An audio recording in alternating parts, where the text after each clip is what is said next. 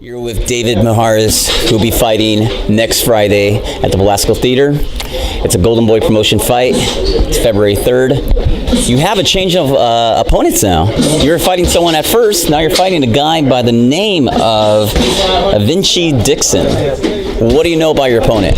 I know that my opponent's very tall. He's very experienced. He started out at 6 rounds and has continued his career at 6 rounds. So he knows how to go the distance and he knows how to survive in there. So I know I'm going to be in there tough with him. How difficult is it to make that transition when you're preparing for someone else and then suddenly they tell you, hey, we got someone new.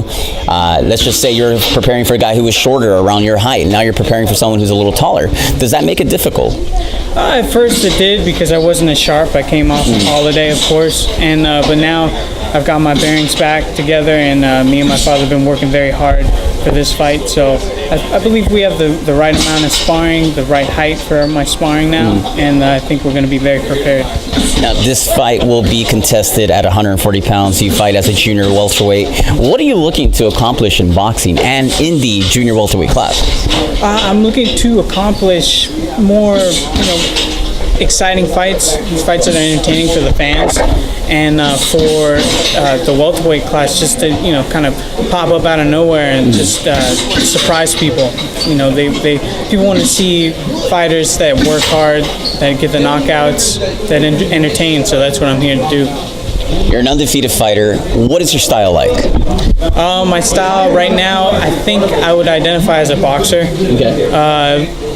Pretty much until everyone has agreed that I'm a puncher boxer or just pure boxer. I'm gonna go a boxer for now. You're gonna go a boxer now? Yeah. Now, I mentioned before, you're hungry. You're hungry for the victory. Yeah. But I've talked to you off camera, and you like to eat. Yeah. So what are we expecting to eat that night after your victory? I think I'm just going to take it easy this time because over the holiday I just gorged myself and it was just bad. So I'm going to take it easy, maybe have a couple of burgers and, Just a couple. Yeah, a couple. You can follow me at Instagram at David Mijares, and then you can see what I got in store for you. We also have another fighter who's coming up, a really hot prospect by the name of Ryan Garcia. Do you know him as a fighter and as a person? I know him as a fighter. I somewhat know him as a person. We did pass throughout the amateurs. We weren't able to fight each other because he is a little bit younger. Okay. But I respect him. He's a very good amateur, very good pro, and I respect him. So. Talk to us about your amateur career. How many wins and losses do we have total of fights? Total of 69 fights. I had, I believe, 56 wins, sorry, and 12 losses, I believe. And so mainly most of my career took place after I graduated high school, going into the Olympics, trying to get that Olympic spot. Unfortunately, it didn't occur, so we decided to go pro, and that's where we are now. How did we get into boxing? How did this all come together? My father has always been into boxing, so naturally it just trickled down, and now I'm here. And at first it was an experience where he was training a hockey player. Okay, and interesting. just a hockey player lingered into the gym, and he punched the bag, and he punched the water bag so hard that the stem came out. That's back when they had stems. Right. Now everything had the aqua bag now and whatnot. So the stem came out and it blew up, fell on the ground. I was like, oh, I want to know how to do that. So I've been trying to punch a bag, making it do that ever since. You've been trying ever since? Yeah. Can you imagine yourself doing something else? Where would you be at if it wasn't for boxing, it wasn't for your father? Probably now I would probably try and go into culinary arts, something like that, because it's a huge market. People love food and they love to be served. Good service. And that's what I'd probably be doing. That's at the moment. Right. It changes throughout. I'm not sure what else is going to be down the line. So it seems it's pretty safe to say that life after boxing will be somewhere in the food world. More heavyweight division. yeah, heavyweight division, I like to call that. So are you going to somehow mesh boxing and food together? I hope so. That'd be awesome. I just got to keep thinking, keep my head on my shoulders, and just try and come up with something like a boxing food brawl or something. Now let's talk about this weekend. You got Leo Santa Cruz versus Carl Frampton. It's the rematch. Let's talk about that fight. Who do you have winning? I believe it's going to be a closely contested match. I think Frampton has the upper hand because he is a boxer. But Santa Cruz has been working very hard, and now that he doesn't have to worry about his father being sick, right? Yeah.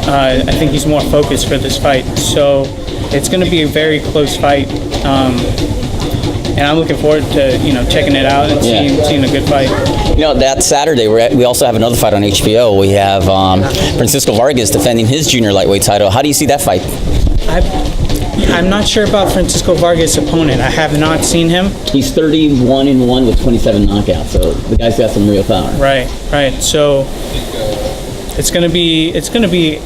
It might be a fight of the year candidate. We'll see. I think a lot of people are sleeping on this fight. I really do believe that this is going to be a lot of fireworks. I agree. And especially after the Toledo fight that Francisco Vargas had, I know that he's going to be bringing it this time. Exactly. So it's going to be a good fight.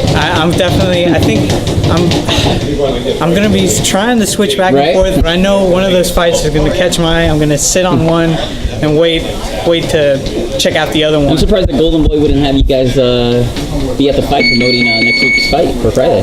Unfortunately, I got to get down the weight. I'm training super hard. Okay. And so, that makes sense. I mean, I'm not sure if I was invited or not, but I think. But yeah, you got to stay home to training and all that. Right, and next week is the fifth fight. How many total fights do we have again? So I have four total fights. This will be our fifth fight. How many fights are we looking for 2017? I'm hoping 5. 5, okay. Yeah, staying busy, staying sharp. Yeah, don't want to fall asleep like I did over the holidays. So, right. Who do you think is the best junior welterweight in the world at the moment? At the moment, would you say Terrence Crawford? I believe so. I still need to check out, the fight card that's coming up. Also has Mikey Garcia Saturday. That's right, at 135. And Dejan. That's a good fight. I was able to spar with Dejan. He's very strong. Is he? Yeah, he's very strong. Try to break down that fight for us then. How do you see Dejan doing against Mikey Garcia? Because let's not forget, Mikey's only had, one fight in 2.5 years. But he stayed sharp That's true. Yeah. He never blew up in weight. Right. So I think if Dejan works his way forward and comes behind the power that he has and tries to avoid walking in straight on Mikey Garcia, I think he'll be effective. But Mikey Garcia does have the straight shots, very powerful to the head and body. So Dejan is 5'4", so he's a lot smaller. Yeah, he's a lot. He does. But a lot of people could be sleeping on the opponent. I hope Mikey's not sleeping on him because a lot of people are talking about, Mikey Garcia versus so-and-so at 135. A lot of people are talking about his future and really not concentrating on the actual fight at hand. We gotta hope that Mikey Garcia gets past Dejan, but you know what? I'm just looking for a great fight. Yeah, me too. I am as well. I give good luck to both. Absolutely. Yeah, because they're both fighters that I look up to. Even though I am a fighter myself, they have more experience than I do. So I always look up to the guys that have been there. They're doing it. They have titles and they have the, what's the word I'm looking for? The pedigree. Right. Yeah. What are the chances of Dejan, if you could be honest with us? Do you think he has a really good chance at upsetting the odds? Because people are already talking about Mikey Garcia versus Lomachenko. Yeah. And so forth. You never know with boxing. That's the thing. It's just one punch. So, and especially with the how he gained the WBC, I believe it's the silver. I'm not sure how he gained his title, Dejan. It was a surprise to a lot of people. So he's one of those guys that works extremely hard, and he's in there to win. He's not there to lose. He's not there to just collect his paycheck. So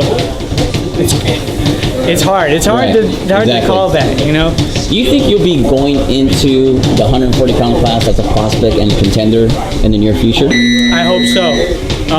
Is it difficult to come down to 140, or do you feel like it's not difficult? It's my natural weight. Okay. So if I need to, I would have to. If it's in my best option, I would drop down to 135 or whatever my best options are. But at 140, I'm looking forward to making some noise. Do you think you can make 135? I believe so. Yeah, if a longer training camp and just staying down, not eating as much food as you guys are going to be seeing on Instagram. Right. So, but yeah, it's just a matter of training as hard as you can and just staying healthy. Walk us through training camp and making weight. What are some of the things you have to do to stay in shape and to keep your weight down? It's a very high fiber diet for me. So especially now we're cutting out a lot of the carbs. So no bread, no pastas, no rice, none of that stuff. No sweets, none of that. Yeah, none of that stuff. The only sweets you get is fruit. Right. Fruit, love it. Yeah, you can't argue with that. So that's basically very high fiber. So like kale, spinach, broccoli, of course, complex carbs. That's what those are known as, and just definitely protein. So you need your meat. So mainly just skinless, boneless chicken breast. Keep it simple, and it's just that you got to stay on that regimen over and over and over. It gets old, but at the end of the day, it's your job. Exactly. Is it difficult for a fighter to stay in shape when not fighting? Because there's a lot of fighters that complain that they blew up in weight. For example, like Ricky Haddon, he was like 190 pounds when he had to come back down to 140. Now you have fighters like Shane Mosley back in the day who would just stay in camp and stay in the gym year round and would never have trouble making weight. How difficult is it as a fighter? And as I mentioned before, it's a fighter's job to always stay on weight. We should be no more than 10 pounds. Right. Yeah, I agree with Shane Mosley's method. Definitely just staying in camp. I took the holiday off. It's through process and learning where things will make sense. And now that's my goal, is to always stay in training camp and not to blow up in weight. Definitely got to stay sharp, but don't get too sharp, because some of that sharpness falls off. You get a little bit dull, so you have a little bit of fun, a little bit of food on the side. You gotta let it loose a little. Yeah, but at the same time you got to keep training. It's part of the job. Right. I have a few more questions. Who are some of the fighters that you grew up with, and some of the fighters you looked up to? Definitely Oscar De La Hoya. I did look up to him. That guy fought everybody. Yeah, he did, and because I believe his birthday was coming up. Okay, and, that's right, in February. Yeah, and so I was checking out that Vargas fight, and that was an amazing fight. That left hook, I've seen it so many times. When he does that little alley shuffle, knocks him down. There's so many fighters that. Roy Jones, definitely, because of his amazing speed. So gifted. And those are mainly and Bernard Hopkins. Those are mainly the fighters that I can recollect. Was really sitting down, checking out. Of course, the heavyweights, Lennox Lewis. Good job. Yeah. So those are the fighters that I mainly grew up with. Currently, who do you feel is the best fighter in the world? Best fighter in the world. There's so many fighters out there. You got Lomachenko, you got Roman Gonzalez. That's the first name I was going to say, Lomachenko. But I think I might go with Lomachenko. Yeah. And who are some of the best fighters that you've ever sparred with, that you've ever worked with? World champion-wise, Postola, when he was getting ready for Crawford. Okay. A couple of rounds with him. How was that like? Very interesting. He's very slick. As you could see in the Crawford fight, he knows how to maintain distance and not try, just not get punched. Right. He's very slick. Were you able to implement some of those things into your training camp? Oh, absolutely. Into your game plan? Yeah, definitely. There's a couple things, we picked up on. You've been in the fight game for how long? For me? Yeah. Quite a while. Yeah. So do you feel that you are still learning as you go as a professional? Absolutely. Because, every sparring session is different, and you definitely have to take something away from every sparring lesson or sparring session with whatever fighter. If it's an amateur, a professional fighter, always take away something, keep sharpening your tools. Okay. Why don't you let your fight fans know why they should attend February 3rd at the Belasco Theater in downtown, and where they can follow you on social media? It's going to be a packed night. There's going to be plenty of fights. If you're not interested in me, there's Joshua Franco, there's Hector Tanahara, there's Ryan Garcia, then there's Jonathan Navarro. All great prospects that are coming up, and I can't wait to see what they do in the ring. And you can follow me at David Mijares on Instagram. David Charles Mijares at Facebook, or Junebug Mijares at Twitter. Hector, who you spoke of, you guys could be, your paths could cross one day. No, absolutely. Yeah, all this. I mean, aside from Joshua, everyone. And Garcia, Yeah, it's all everyone, possible. yeah. And you're right. There's going to be a lot of great prospects, and Golden Boy, without a doubt, develops a lot of great fighters at the early stage of the career. So I'm looking forward to it. I'm going to be there. Thank you. Thank you, and good luck to you. Thank you. All right, thanks.